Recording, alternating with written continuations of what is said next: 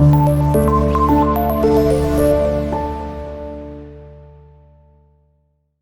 वालेकुम dear students, 10th class computer का जो हमारा आज का टॉपिक है, इसके अंदर हम अपनी नेक्स्ट 3 एंड लास्ट 3 एक्टिविटीज करेंगे इस चैप्टर की, जिसके अंदर हमारे पास कुछ ऑपरेटर से रिलेटेड क्वेश्चंस होंगे।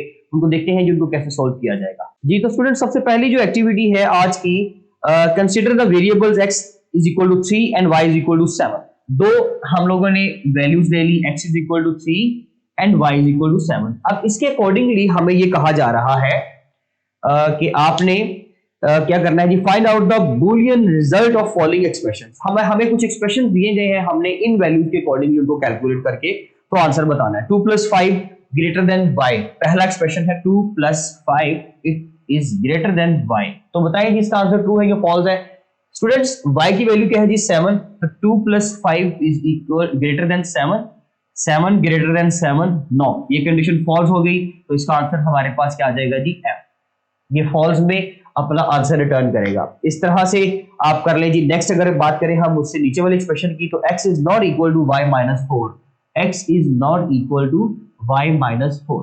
x की वैल्यू है हमारे पास 3, not equals to y, y की वैल्यू है 7 माइनस 4, तो 3 is not equal to 3। Students, ये भी हो गया हमारे पास फॉल्स। इस तरह से आपने वैल्यूज पुट करनी है और बाद में देख लेना है कि जी रिलेशनल या लॉजिकल ऑपरेटर के मुताबिक यहाँ पर क्या आंसर्स आ रहे हैं। इनमें से बाकी के एक्सप्रेशन जो है वो आप खुद सोल्व करिए, उसमें किसी किस्म का प्रॉब्लम आए तो वो आप पूछ सकते हैं।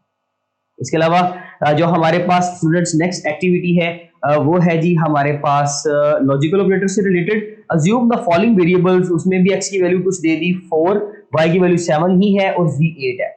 z 8 हो गया हमारे पास एंड x की वैल्यू हमारी बदल के चलेगी 4 पे।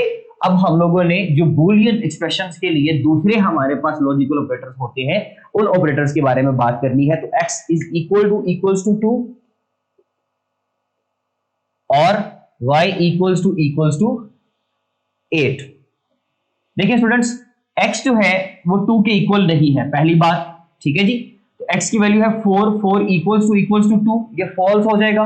दरमियान में और ऑपरेटर है, y की वैल्यू है हमारे पास 7, 7 इक्वल्स टू 8, इसका भी आंसर फॉल्स आ जाएगा, ये भी फॉल्स, और ऑपरेटर ये भी फॉल्स। तो इसका फाइनली आंसर हमारे पास क्या आ जाएगा जी, फॉल्स। अगर इनमें से कोई एक ट्रू हो जाता तो और ऑपरेटर आपको फाइनली आंसर ट्रू दे देता, लेकिन यहाँ पर दोनों ही फॉल्स है। अब इसके बाद आ गया हमारे पास नेक्स्ट ऑपरेटर है, राइट साइड पे जो पहला ऑपरेशन आ रहा है 7 greater than equals to y and then z less than 5, z less than 5।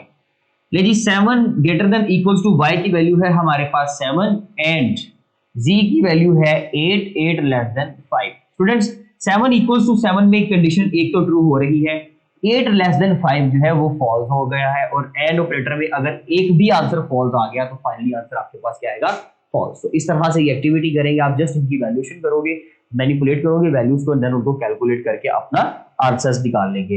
And the last जो एक्टिविटी है जी हमारे पास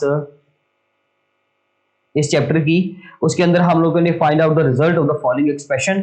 हमने इस एक्सप्रेशन के क्या करने हैं जी, रिजल्ट्स निकालने हैं। जैसे कि देखा जाए तो अगर सबसे पहले एक्सप्रेशन की बात करें हम, तो उसमें हमारे पास दिया हुआ है 16 divided by 5 plus 3, 16 divided by 5 plus 3। Students, अगर देखा जाए तो हाईएस्ट प्रेसिडेंस ब्रैकेट की है, सो दैट्स व्हाई हम लोग इसको सोल्व करेंगे।